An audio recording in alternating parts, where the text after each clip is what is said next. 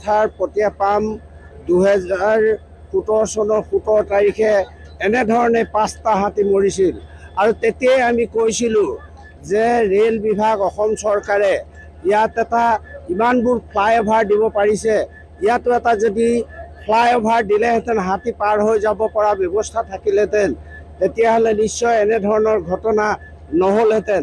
আৰু যিহেতু এই হাতীকেইটা আহিছিল তেলিয়াতি বৰকোলা এইফালৰ পৰা ৰাতি 9টা বজাত নিশাৰী পাৰ হৈ পটিয়াপাম বনপালী গাঁও পাৰ হৈ আহি 11টামান বজাত এই পটিয়া পথাৰ লালুং পথাৰ পায়হি আৰু এই উজনি নামনিমুৱা ট্ৰেইনখন ইয়াতে এক্সিডেণ্টটো হয়হি।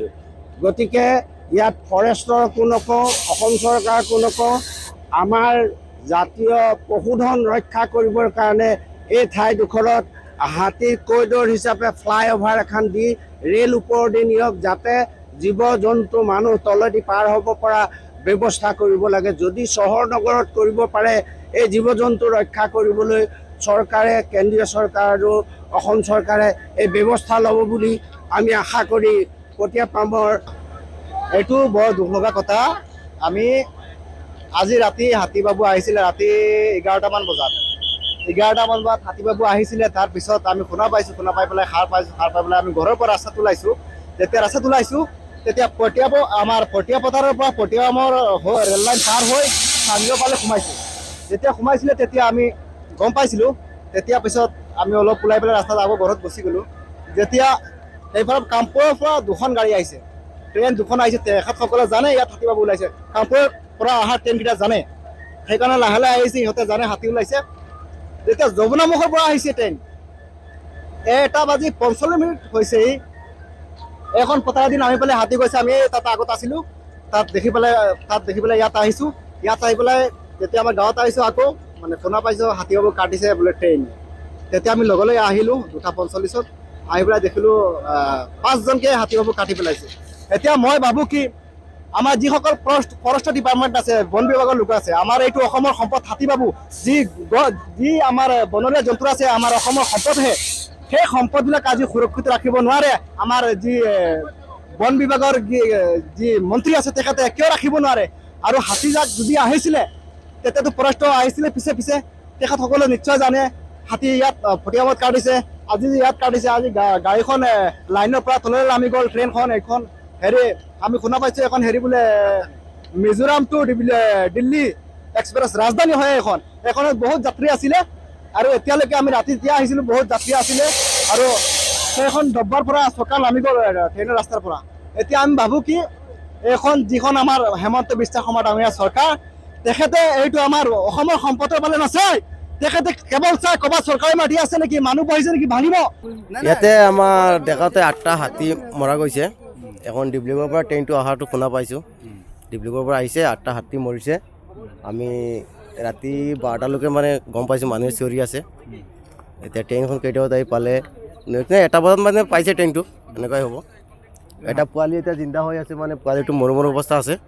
এতিয়া পোৱালিটো কি কৰে প্ৰদৰ্শন পোৱালিটো 8টা হয়। 7টা মৰা আমি দেখা পাইছোঁ, 7টা মৰিছে বুলি। হাতী কিমান আহিছিলে গম পাই নেকি? এনেই 3-4শ মান হ'ব হাতী, এনেকুৱাই গম পাইছোঁ। হাতীৰ এতিয়া যোৱা নাই, এই আমাৰ ইয়াত পথাৰখন আছে ডাঙৰ নদীৰ কাষত। এতিয়াও আছে। এইটো ক'লৈ যাব ক'ব নোৱাৰোঁ, কিন্তু ডিব্ৰুগড়ৰ পৰা অহাটো শুনা পাইছোঁ আমি। ৰাজধানী এক্সপ্ৰেছ ডিব্ৰুগড়ৰ পৰা আহিছে। বন বিভাগৰ মানুহ এতিয়া দেখা পাইছোঁ, এইমাত্ৰ আহিছে সিহঁতে, আধা ঘণ্টামান হৈছে অহা। এইটো চাংজোৰাই পৰিছে, যমুনামুখ চাংজোৰাই পৰিছে এইটো। এতিয়া 10:30মান বাজিছে। এতিয়া আমাৰ তেতলী খৰা হৈ এইপিনে মানে পাৰ হৈ এইপিনে আহিছে। পিছত মই ৰেল লাইনত আছিলোঁ। পিছত এইপিনে আমাৰ ৰিজাৰ্ভ আছে ওচৰত, ৰিজাৰ্ভৰ পিনে গুচি গৈছে। মই ঘৰত গুচি গৈছোঁ, গৈ পেলাই টোপনি মাৰিছোঁ, শুনিছোঁ এই ট্ৰেইনখন আহিছে। কালি গাং গাং শব্দ উঠিছে, মই ভাবিছোঁ কাম হৈ গ'ল, হাতী পৰিছে। বাদে ওলাই আহিছোঁ, মানুহ চিঞৰ বাহৰি আছে মানুহে এনেকুৱা। পিছত শুনিছোঁ 5জনমান মানে মৰিছে, এতিয়া শুনিছোঁ 8জনমান এনেকুৱা। বছৰৰ প্ৰথম আহিছে সিহঁতে, এনেকুৱা ঘটনা হৈছে। কি ক'ম আৰু, এইটো মানে দুখ লগা কথা। সেইটো ক'বলৈ আৰু একো নাই মানুহবিলাক যেন বাচিছে এইটো ভগৱানৰ মানে আশীৰ্বাদ মানে প্ৰাৰ্থনা কৰিব লাগে এইটো ট্ৰেইনটোৰ নাম কি হা জেগাটোৰ নাম কি?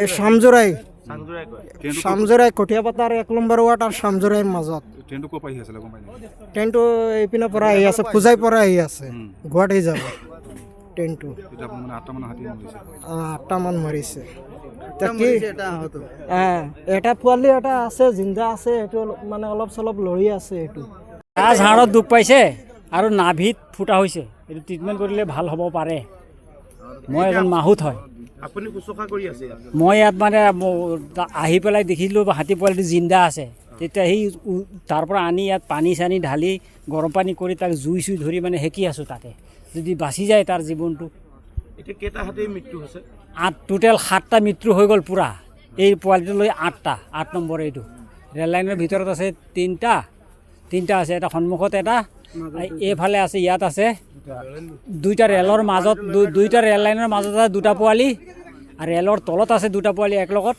আৰু পিছ চাইডত আছে 2টা ডাঙৰ ডাঙৰ হাতী ইয়াতে তাৰ পোৱালি সহকীয়া পোৱালিটো জিন্দা আছে বাকীকেইটা মৰিলে এইটো কোন জেগা বুলি এইটো চাংজোৰাই গাঁও চাংজোৰাই এইটো গুৱাহাটীৰ পৰা 127 কিলোমিটাৰৰ 4 নম্বৰ পোষ্টত খুন্দা খাইছে ইয়াত 4 নম্বৰ পোষ্ট আছে কিলোমিটাৰ নম্বৰ 4 ইয়াত আছে 127ৰ এখন কি ট্ৰেইন আছিলে ট্ৰেইনখনতো মই নাজানো